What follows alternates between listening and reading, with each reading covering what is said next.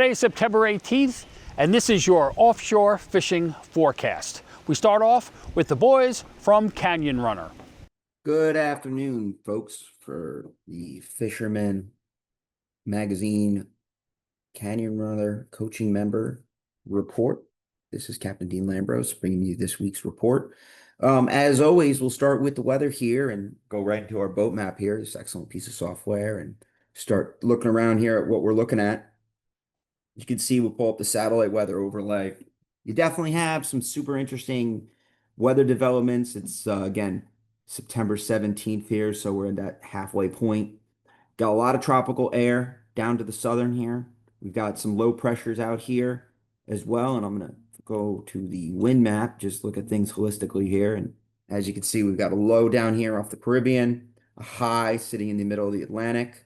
Got another high off the Canadian Maritimes, a low here off Canada, a high off central Texas. And this week, we're going to watch some super interesting weather take place here. And we're going to watch centrally as all these highs and lows start moving together. This is just going to be the GFS model. You can see that high pressure move from Texas. It's actually going to be a blocking high, and this high off Canada going to kind of shove this low, both these lows out offshore here and produce some extra wind here off the Canadian Maritimes. We're going to get this strip here between the high and the low. Look here at the isobars. As they're closer together, you're going to get more and more wind. You're going to see as this weekend happens, we're going to get just a lot of east wind, moist air, and then we're going to get that blocking high element into Monday, and there's some options there for Tuesday as another high pressure kind of buds off there. These two highs kind of bud off, which is pretty cool in the long range. So moving forward, long story short, we're going to have an interesting front here, or interesting window here Thursday, Friday, and you can see here on Wednesday as we get closer, the Carolinas will be fine. You're fishing in the middle of a low, so it's unstable. But this Thursday, Friday, we'll have some opportunity to fish here before it closes up for the weekend. But I'm just going to wind the dates back here and just give you sort of a synopsis here of what we saw fishing-wise last little bit. Oop. Give the software a minute here to kind of wind up. As you can see, we have a lot of boats here. You know, we're regionally oriented from Maine all the way through Florida, etc. And it was a busy week here on Boat Map for sure. Kind of interesting. Throw a quick weather overlay or sea surface temperature overlay here. I'm just going to use a composite shot so everybody can see what we're working with. And you can basically see here that the two main buds of water. You got something here regionally from, this would be the Poor Man's through the Wilmington, and then you got another eddy system here, fish tails all the way oriented through the Atlantis area. So again, a lot of folks fishing here to the south, southwest. You've got white marlin, mahi. You've even seen a couple yellowfins kind of rear their head here. Super interesting. Not a lot on the tuna front. Not much going on in midshore either. Dolphin, mahi, east of Cape May, and so the associated lobster gear, which is good. Something to fish on. Moving more north and east here, which is where majority of the tuna fish are. Bacardi, Triple Rex, producing well on the chunk. We've had members with 20 plus fish. Some members didn't get them, but some did, and that's going to be characteristic of all fishing. Hudson Canyon, again, there was a head boat that chunked a bunch at night. We had boats like the Fortuna Runner, one of our pro staff. They had 2 for 3 at night. We had some boats with zeros. But there are some tunas being caught here at night. Not a lot on the sword front. There's a small commercial dragger bite right now going on, which is pretty cool. So there's some squid draggers up in here regionally. We've seen this trend the last handful of years. Can be some great chunking. We had members in there with 15 the most, and they left them biting, went home. And then we also had some folks that scratched. But keep in mind here, we're going from September 11th all the way to the 17th. So you got a lot of trips here. And, as always, this is with our boat map tracking software, monitoring software, where we actually fish with you through the entire duration of the trip, and we're out there to support you, text with you, etc. So it looks pretty busy. Again, the Atlantis area has been producing big eye, yellowfin, longfin. I mean, it really does look, it's great fishing, flat out. If you're in that zone right now from Moriches down through Massachusetts and you want to get a canyon trip in, you owe it to yourself to go. Sword fishing's been really tough this year overall, which is kind of odd. You'd think it right now would be prime sword fishing, September moon. Again, the next 6 weeks, this is when you're going to be getting those swords. So we'll see how that goes. And there's also a giant bluefin bite south of Nantucket right now on the squid and fluke draggers. Most folks don't know this, but it's a massive fluke population in quota that North Carolina and Virginia have. So those boats actually steam up northeast. They catch their weight, they offload it in various ports, and then they go back home. So they're allowed 4 or 5 trips a year that way. And this is really the maximum right now of the canyon. There's blended water out here, and you just start to see the effort really diminish here. Weather becomes a problem. Moving north and east, the sword is very good. East of Chatham, we're seeing giants. We're seeing 60 inchers. We have our pro staff willow gray and the Four Seas. They've been just fishing right here in home court, Stellwagen Bank, northwest corner, and they've been doing well, holding their own. They're seeing signs, they're seeing bait. It's been quality fishing. We're also seeing fish in Cape Cod Bay right now, so that's good. And then up here off Jeffries in Maine, you also have fishing up in here right now. That's been really good. I mean, again, a lot of the folks fishing Maine, they're fishing these small little enclaves and islands in here, and it's just random anchoring. So that's been very good too. So a lot of fish to be had here. It should be even better action here on the giant bluefin front for the next, well into December. These folks have been fishing. It gets cold and they just don't go. And again, folks, thank you. This is Captain Dean Lambros here for the Fisherman Report this week. Now let's check in with Jim Hutchinson from New Jersey. Jim. Every week at thefisherman.com, well, at least for another week or two, we are rapidly approaching the finish line here, but we have an offshore report in the New Jersey, Delaware Bay edition of the Fisherman Magazine. And in that, Tom Pagliaroli, Tom P, gives his analysis based on the catches from the previous week so that we can look ahead towards another weekend along the edge to try to forecast where we might be fishing. Now, his report for the year is running down at this point as we get into this off season, but there's still plenty of action to go. Check it out. It's posted now at thefisherman.com. But in his report this week, Tom P says that Yellowfin taking center stage in terms of the tuna fisheries. There are scattered reports on big eye and longfin, true albacore, but yellowfin definitely the main player now at the canyons at this point. Chunking is the way to go. We are in that season, September into October. The overnight chunk is probably the best way to get on those yellowfin, although trolling and jigging are also putting some fish in the box. And not to be overlooked right now is what seems to be reliable mahi action around the pots, the weeds, and the flotsam, anywhere from a few miles outside the inlet. That means some of our offshore reef sites in New Jersey on out to the canyons. Now, in his report this week, Dan from the Tackle Box in Hazlitt shared that the 140-gram electric chicken and sardine pattern UVT jigs are crushing the yellowfin at the Bacardi. That's where my buddy Ryan was over the weekend along with Tom Novak. Not just the jigs, but Tom and Ryan found yellowfin up on top on the poppers, and they were just northeast of the Bacardi. I believe that was on Sunday. Now, if you're looking for some of those mahi, Cristiano at the Real Seat in Brielle suggested the 120 to 180 gram Nomad Streaker in pink glow, the hot color of choice for mixed-size Dorado, around the pots and the flotsam in the glory hole area. Amanda at Jersey Hooker Outfitters this week, she points, just like I said before, to the Shark River Reef site for some hot mahi action, mixed-size Dorado or waxing small ballyhoo, and also engulfing pink bucktails. And of course, as I mentioned last week, those tsunami split-tail minnows are getting the job done on the mahi grounds as well. Also in Brick, Dylan at Gabriel Tackle said some of their customers are on the mahi close to those lobster pots north of the mud hole where mixed-size Dorado are goring on peanut bunker baits. Let's stay in Point Pleasant for a spell because Jason at Fisherman Supply said, quote, still a good yellowfin chunk bite at the Bacardi, but we're hearing whispers, he said, of a chunk bite building at the east and west elbows of the Hudson Canyon. He noted how big tuna are clobbering 19-inch chatter lures, side trackers pulled at 6 knots, also select ballyhoo, made into 3-ounce blue and white Joe shoots. And of course, don't forget those Sterling wide tracker spreader bars if you're looking for tuna. So we move down into Southern Ocean County. Steve at Jingles Bait and Tackle echoed earlier reports of yellowfin at the Bacardi on the troll and the chunk, but word is the Triple Rex area also starting to turn on as well.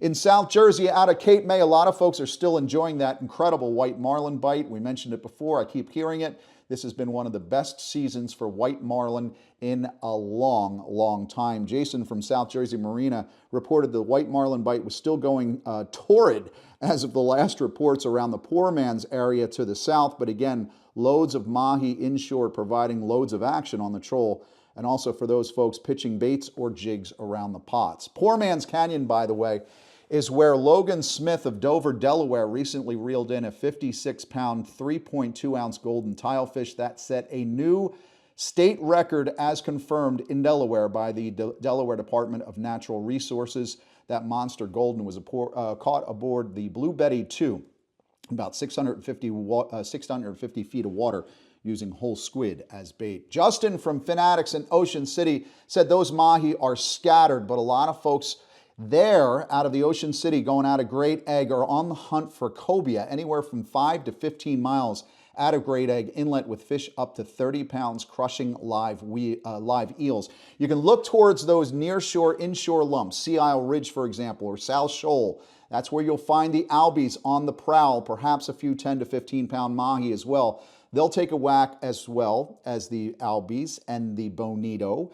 Number 3, number 4, red bead Clark spoons, dink ballyhoos, cedar plugs, and feathers might also be worth heading farther east towards the deep water wreck, for example, the deep water reef at the Jersey Shore, for some of those mahi as well. Now, if you're looking to get offshore, check out the September edition of the Fisherman Magazine. We do have a listing of all the boats along the Jersey Shore where you can get yourself onto a charter at this point. I know the Jersey Nuts crew, they run out of Point and also Atlantic City, but they've been getting into the offshore action.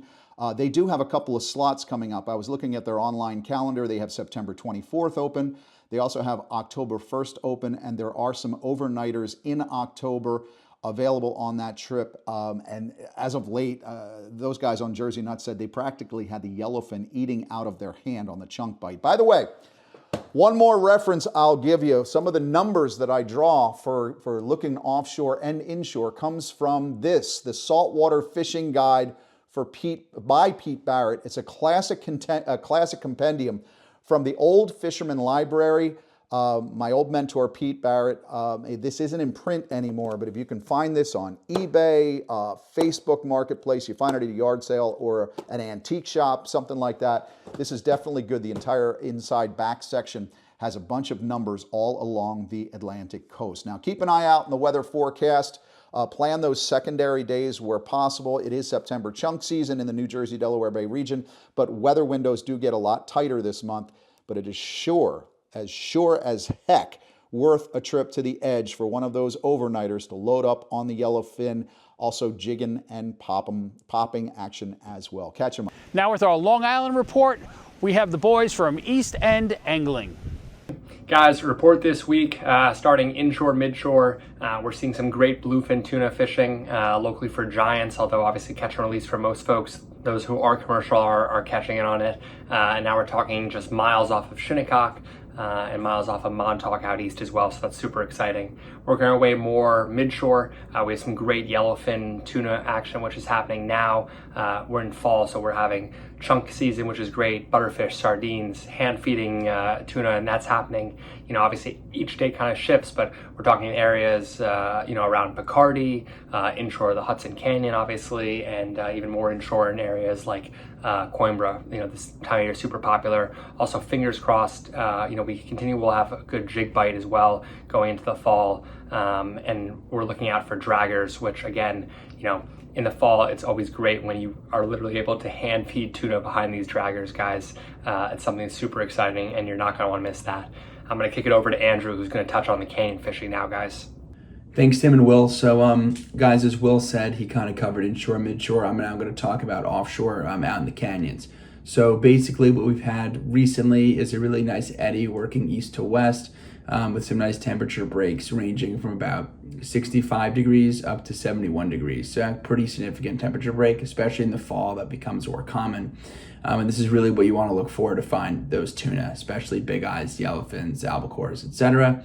And this eddy a couple weeks ago, guys, we actually fished this same eddy that was out near Veach Canyon a couple weeks ago. It's now worked its way west, closer to West Atlantis, which is a little bit closer to a lot of us in Long Island, although still a bit of a run. But as we're hoping, this is going to keep moving west and not break apart. And we actually caught a lot of our fish on the colder side of that eddy, near 65 sort of degree range, which is pretty rare from our experience. So again, always something new. But really, a lot of the fish were following the bait. We checked out the chlorophyll levels, therefore where the bait would be, and then sure enough, that's where the fish were. The warm side of the eddy didn't really yield as many fish for us, but the cold side did.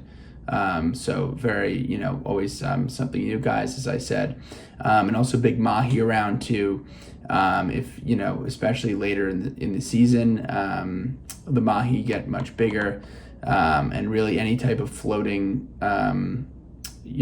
piece of call it driftwood or really whatever you find can hold some really nice fish, as well as those lobster buoys out there as well, anything providing artificial structure.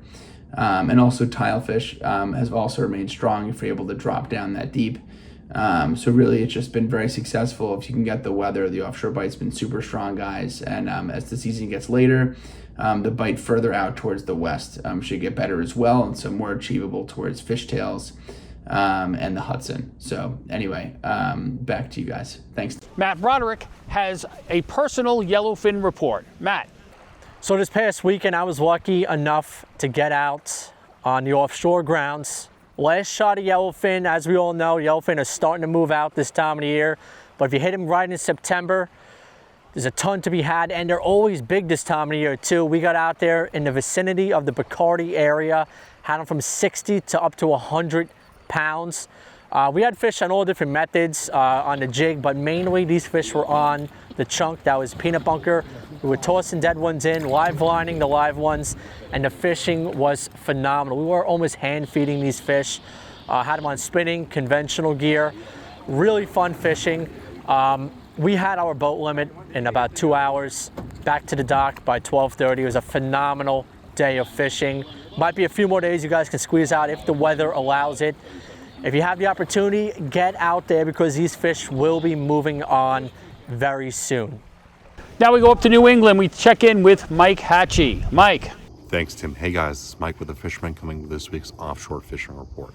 In large part this week, the theme continues for the midshore grounds with giants, giants, more giants. The 80 to 110 inch class fish, if not even greater, has been concentrated in the more predominant size fish, whether you're south of the block or south of the vineyard. There's guys targeting them, whether they're commercial or rec anglers doing catch and release. But with those jigs, they're unfortunately finding some albies and bonito with 18 to 20K size spin reels or larger conventional reels. Certainly they're not putting up too much of a fight, and they're a little bit more of a nuisance fish. We are also getting some reports of mahi still in the area. South of Montauk has been more the concentration of those fish, whether you're at CI or Habs. I think those water temps are a little bit nicer for them. More guys are picking them up on the troll. They're just super spread out. I mean, certainly if you can find a weed line or log out there, that would be my focus, but they just seem to be super spread out. Working our way north, going to Cape Cod Bay, giants continue. They're really feeding on some stripers and bluefish as well as pogies. I've seen some incredible surface feeds out of there. But for the guy that wants that 60 to 70 inch class bluefin, a little bit more manageable to fight on jig and pop gear, I would say my best bet would be east of Chatham, going to Regal Sword area. That just seems to be a more concentration of that size fish. Certainly there's still giants mixed in there as well, but out of the whole midshore area, that's where I would focus for that more manageable size fish. Certainly still catch and releasing them, but I think that's where I would focus. Really the reports have been coming from the offshore, like edge area, whether you go into the canyons or maybe towards the lanes just shy of it, but that's where more of my reports are coming from for the guys that are being super productive. Whether you're going for yellowfin or certainly big eyes. I'll get into some wahoo related events in there a little bit later, but I did talk to Jake Swenson on the Melanie Ann charter out of Niantic, Connecticut, and he did super well around a little bit more southern towards the Atlantis area with bluefin, or sorry, not bluefin, with Big Eye and Yellowfin. That's where he had productive life.